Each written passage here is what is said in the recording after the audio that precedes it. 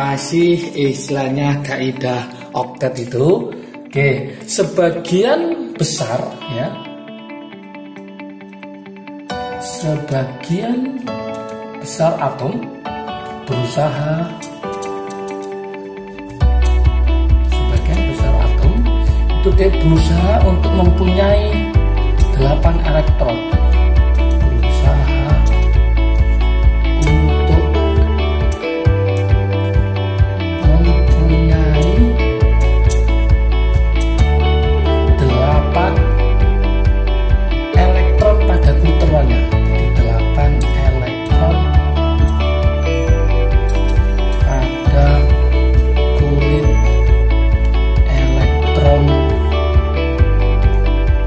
Terluarnya yang disebut dengan elektron valensi. Jadi mempunyai 8 elektron pada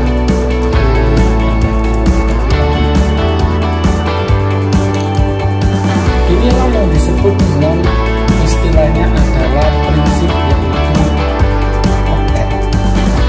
Jadi oktet itu mempunyai 8 elektron pada kulit elektron terluarnya.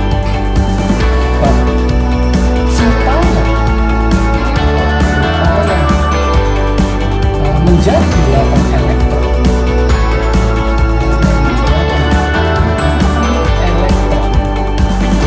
oktet tadi, maka atom berusaha, jadi atom itu akan berusaha melakukan suatu ikatan,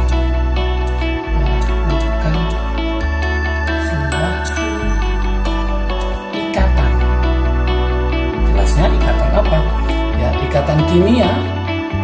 Ikatan kimia. Baik. Ikatan ion. Ikatan ion yang akan kita bahas yang disebut namanya adalah elektrovalen maupun ikatan kovalen.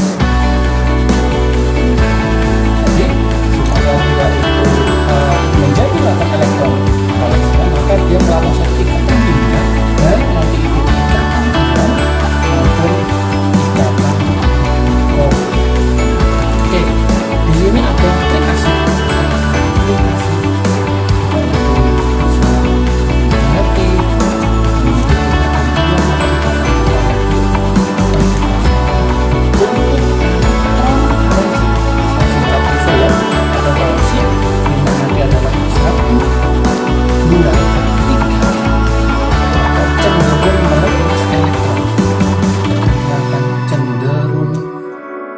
Melepas elektron. Untuk elektron valensi yaitu 4, 5, 6, 7, maka cenderung menangkap elektron. Cenderung menangkap elektron. Ini harus paham dulu. Untuk elektron valensi 8, yang belakangnya 8, maka merupakan susunan elektron stabil. Jadi dia tidak menangkap maupun dia tidak melepas. Nah, ini harus paham dulu. Jadi untuk elektron valensi 1, 2, 3, dia cenderung melepas elektron. Untuk elektron valensi 4, 5, 6, 7, dia cenderung untuk menangkap elektron. Untuk yang 8 merupakan susunan elektron stabil yang ditambahkan oleh semua atom. Nah, tetapi ada pengecualian di sini. Tetapi ada pengecualian. Nah, ini harus paham apa pengecualiannya, yaitu untuk nomor atom,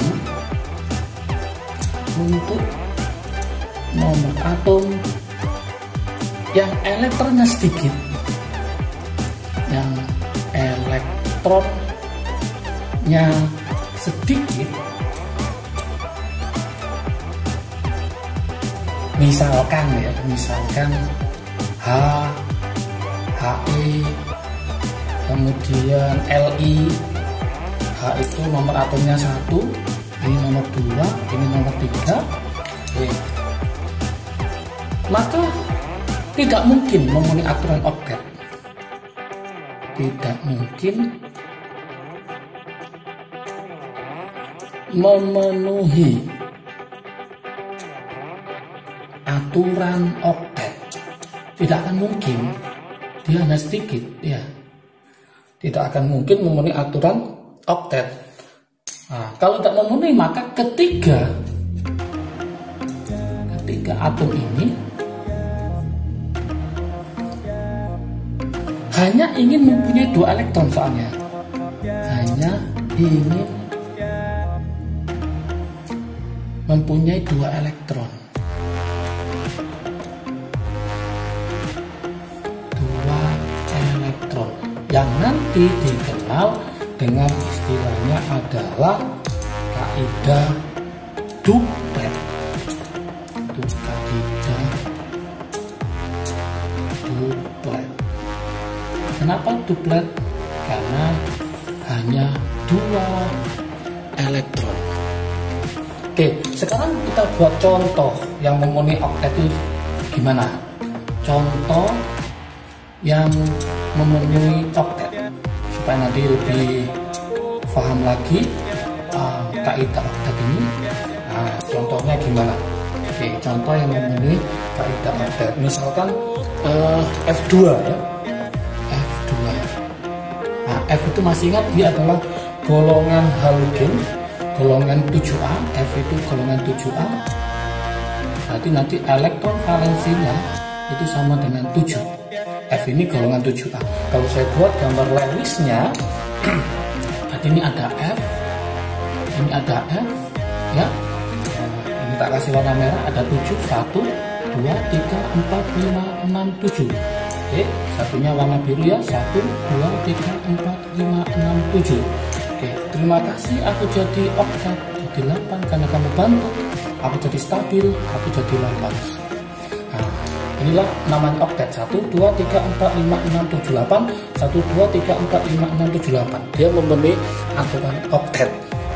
Contoh yang lain misalkan PCl 5. Nah, berarti nanti ada atom pusatnya yaitu P dikelilingi oleh Cl sebanyak 5. 1, 2, 3, 4, 5. Nah, sama Cl itu adalah golongan 7A, berarti 1, 2, 3, 4, 5, 6, 7. 1, 2, 3, 4, 5, 6, 7. 1, 2, 3, 4, 5, 6, 7. Ini juga sama semuanya karena golongan 7A.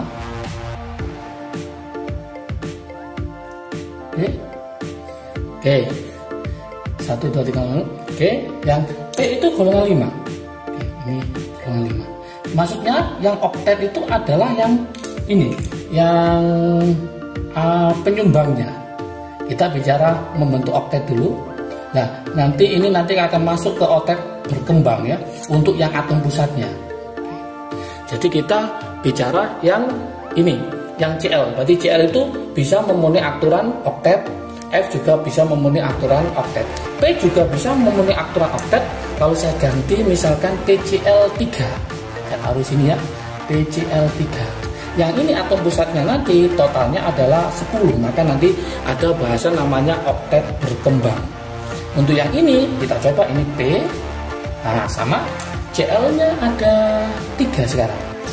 1, 2, 3. Oke.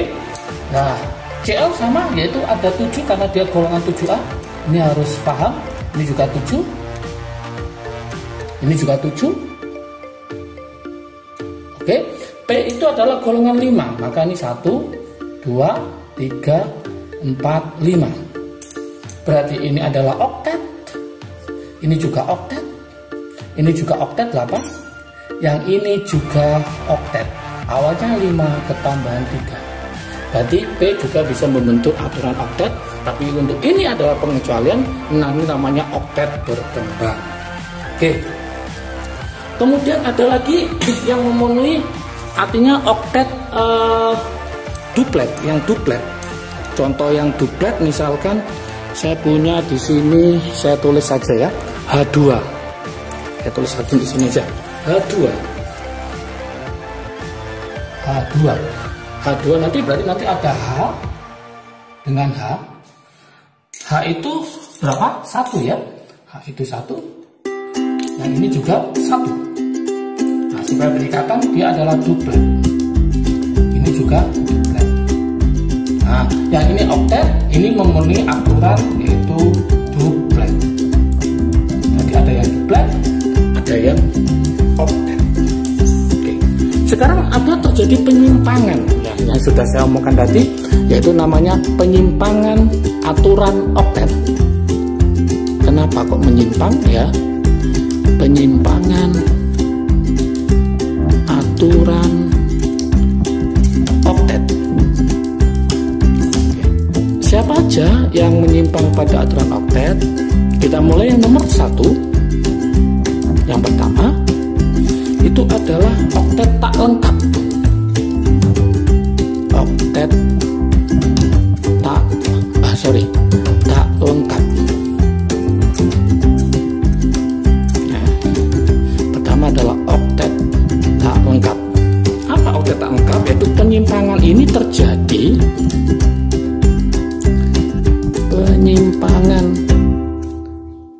terjadi pada molekul ya, terjadi pada molekul dengan atom pusat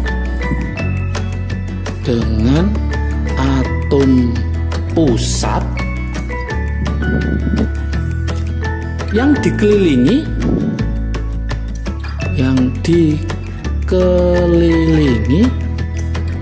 kurang dari 8 elektron.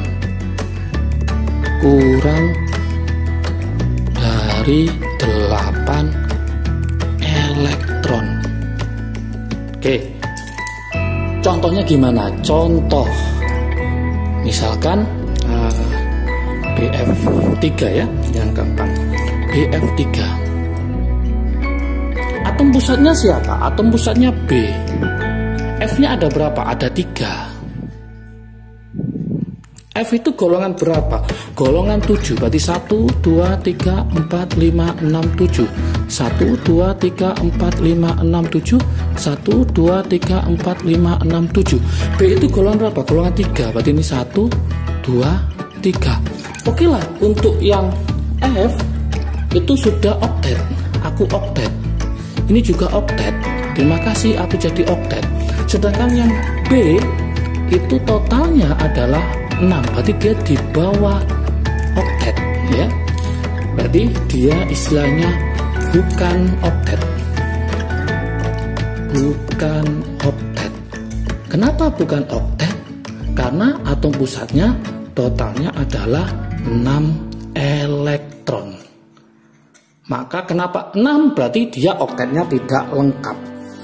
Yang nomor 2 terjadi penyimpangan, itu namanya adalah yang saya sebutkan tadi, yaitu oktet berkembang. Jadi namanya adalah oktet berkembang.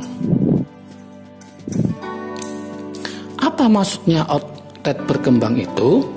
Yaitu penyimpangan terjadi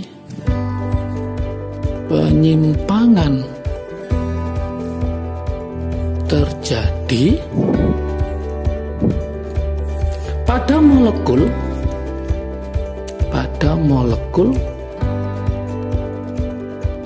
dengan atom pusat, pada molekul dengan atom pusat. Jadi atom pusatnya itu ternyata dikelilingi lebih dari 8 elektron. Yang dikelilingi lebih dari 8 elektron. Kalau yang tidak berkembang tadi kurang dari 8 elektron, ini malah lebih dari 8 elektron. Yang ini kurang dari 8 elektron. Contoh. Nah, contoh sudah saya tulis di situ tadi, yaitu apa? PCl5. PCl5. Nih contohnya PCl5. Berarti totalnya P ternyata adalah awalnya dia 5 ketambahan 5. Nah ini jadi berapa? 1, 2, 3, 4, 5, 6, 7, 8, 9, 10. 1, 2, 3, 4, 5, 6, 7, 8, 9, 10. Berarti totalnya ini nanti atom pusatnya jumlah elektron pada atom pusatnya, jumlahnya semuanya yang berikatan totalnya adalah 10 elektron jadinya. Nah, karena 10 elektron inilah, maka nanti namanya oktetnya berkembang. Ini oktet berkembang. Yang ini oktet tak lengkap karena di bawah 8. Oke, yang ketiga, ini gambarnya ini ya. Yang ketiga itu adalah penyimpangan yang terjadi karena spesi dengan jumlah elektron ganjil. Spesi dengan jumlah elektron, jumlah totalnya ya pada semua elektron yang digunakan pada struktur Lewis itu jumlah elektronnya adalah ganjil. Oke, gimana penjelasannya? Yaitu penyimpangan ini akan terjadi jika jumlah total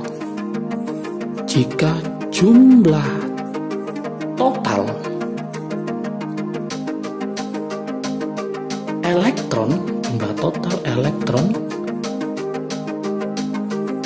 dalam struktur Lewis tersebut,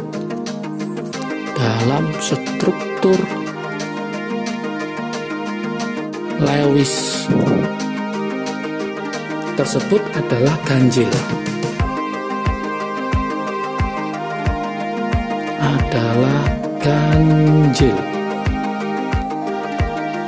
Oke. Nah, gimana ciri-cirinya? Ini ada ciri-cirinya.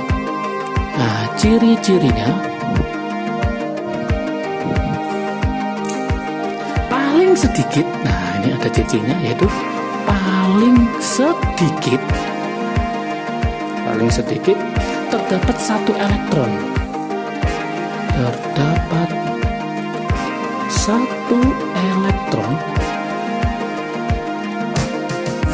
Tidak berpasangan.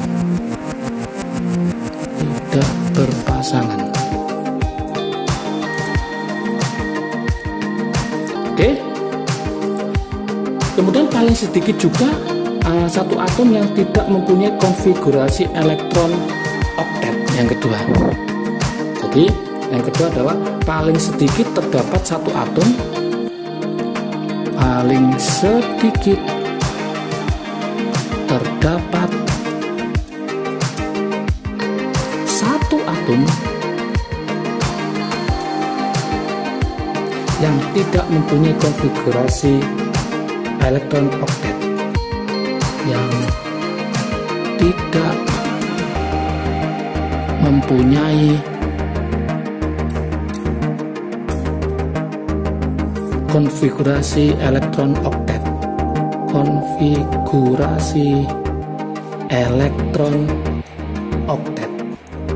Oke, contohnya gimana? Contohnya misalkan NO2. Saya tulis di sini aja. Contohnya adalah NO2.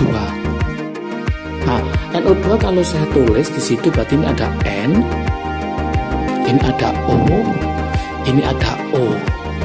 Oke, masih ingat O itu berapa? 6 ya. Berarti ini saya tulis ini 1, 2, 3, 4, 5, 6. Oke, M itu adalah 5.